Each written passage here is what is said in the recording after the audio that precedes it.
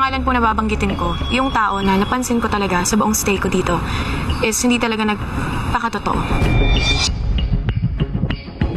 At yun ay wala.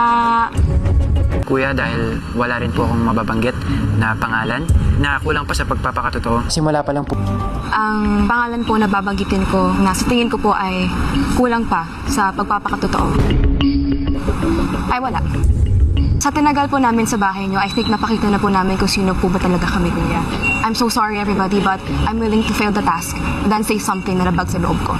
Kuya, una pong pangalan po na babanggitin ko po, na kulang po sa pagpapakatotoo po. Eh, kuya, wala rin po, kuya.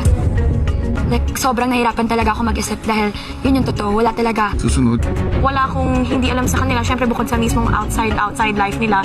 And talagang napapansin ko talaga na tinatry talaga nila yung best nila para ipakita talaga kung sino sila. Hindi pangalan na babanggitin ko na hindi masyado nagpapakatotoo ay sorry pero wala. I believe napakita naman na po nila talaga kung sino talaga sila, kuya. Sa paniniwala ko rin po, kuya, wala naman po sigurong normal na tao na kaya pang magpanggap or magpeke sa loob ng 3 buwan sa isang bahay lang. Desisyon ko po ay wala din po, kuya.